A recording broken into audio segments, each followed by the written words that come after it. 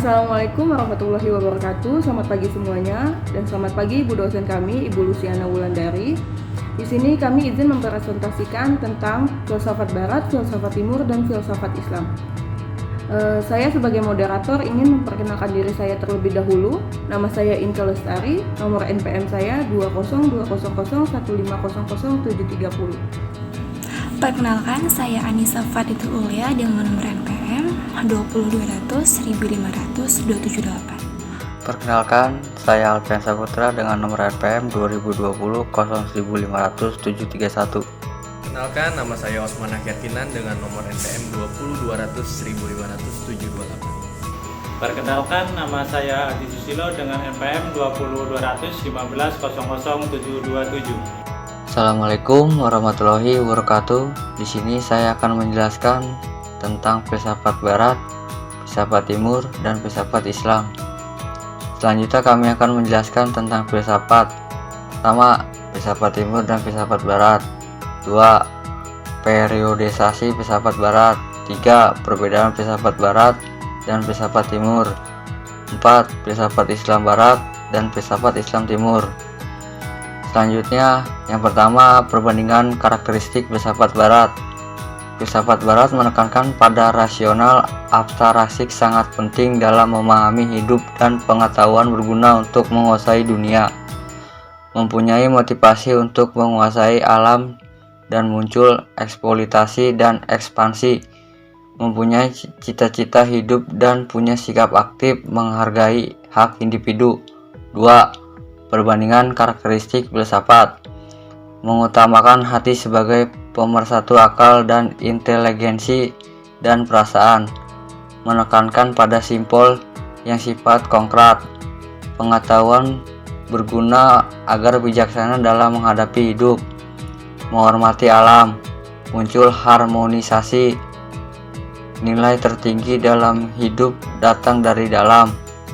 Keberadaan manusia harus bisa berarti apabila ia tidak memisahkan diri dari masyarakat dan berpikir sosial kolektif. Terima kasih. Selanjutnya ada periodisasi filsafat Barat. Sejarah filsafat Barat dibagi dalam 4 periode, yaitu zaman kuno, zaman abad pertengahan, zaman modern, dan masa kini. Yang pertama ada zaman filsafat Yunani kuno pada 600 sebelum Masehi sampai 400 sebelum Masehi. Zaman kuno meliputi zaman filsafat pra-Sokrates di Yunani. Tokoh-tokohnya dikenal dengan nama filsuf pertama atau filsuf alam. Mereka mencari unsur induk atau arche yang dianggap asal dari segala sesuatu. Menurut Thales, arche itu air. Menurut Anaximander berpendapat arche itu yang tak terbatas atau to aperion. Selanjutnya ada zaman abad pertengahan. Filsafat pada zaman pertengahan mengalami 2 periode.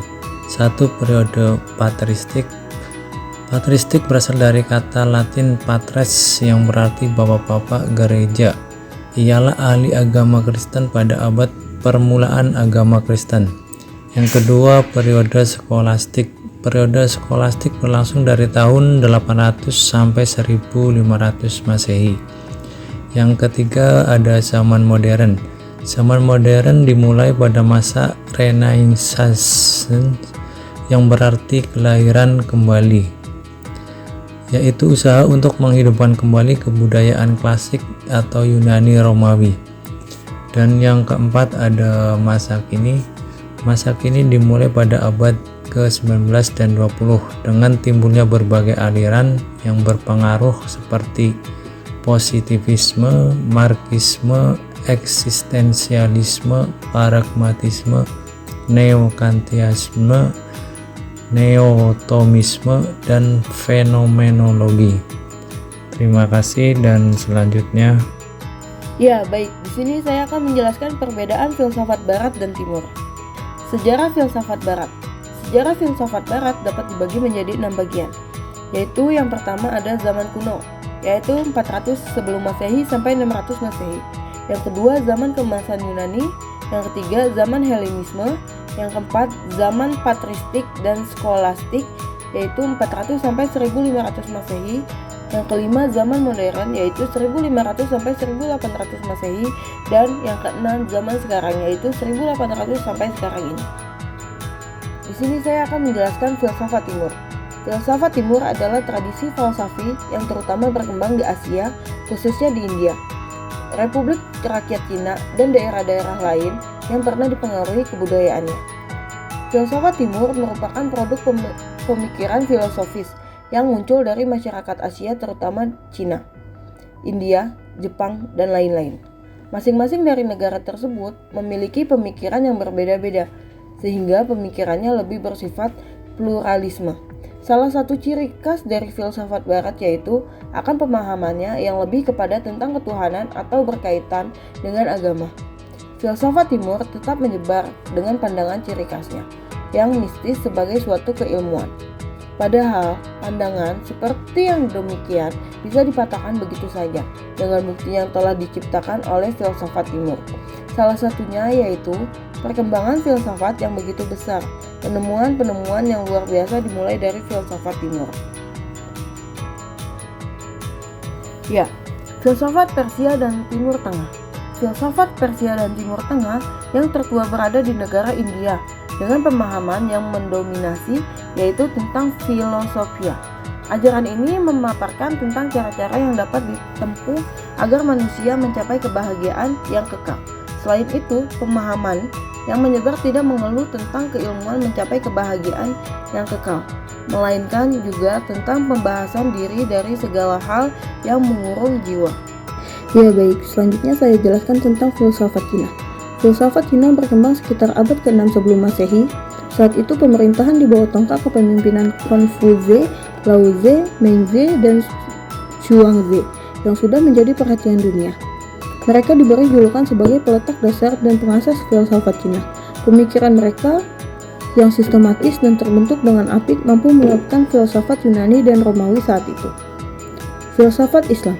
Filsafat Islam dijelaskan sebagai kebudayaan Yunani yang masuk ke daerah-daerah Islam melalui ekspansi Alexander Agung, penguasa Makedonia, yaitu 323 sampai 336 sebelum Masehi. Setelah mengalahkan Darius pada abad ke-4 sebelum Masehi di kawasan Arbela atau sebelah timur Tigris, Alexander Agung mengambil kebijakan yang sangat berarti dengan tidak membinasakan kebudayaan yang ada, melainkan menyatukan kebudayaan Yunani dengan Persia. Selanjutnya ada perbedaan filsafat barat dan juga filsafat timur. Filsafat barat terutama dipraktikkan di bagian barat, seperti di Eropa, sementara filsafat timur berlaku di negara Asia. Filsafat barat mengurusi individualisme yang sering memecah filsafat secara keseluruhan menjadi bagian-bagian yang berbeda-beda, seperti politik dan juga agama. Sementara filsafat timur, ia mengurusi kolektivisme yang menekankan pada suatu hal secara keseluruhan atau secara holistik. Filsafat barat meredukasi segala sesuatu menjadi bagian-bagian pembentuknya yang masih dapat dibeda-bedakan dan menjadikan bagian-bagian pembentuk ini sebagai objek primer penelitian mereka. Sedangkan filsafat timur, ia memandang totalitas kajian dengan asumsi bahwa dengan mempelajari keseluruhan secara mendalam, kelakuan masing-masing bagian pembentuk itu dapat dipahami secara lebih baik. Filsafat barat lebih menekankan pada logika dan kebenaran, sedangkan filsafat timur lebih menekankan pembahasan mengenai kehidupan atau berjenis filsafat hidup. Filsafat barat dalam upayanya menemukan kebenaran akhir menapaki jalan atomik, sedangkan filsafat timur memakai jalan universal. Filsafat barat menekankan kepraktisan materialisme sehari-hari, sedangkan filsafat timur lebih melakukan pendekatan spiritual. Selanjutnya, filsafat Islam Barat dan filsafat Islam Timur. Di sini filsafat Islam Barat itu hadir melalui jalan sains.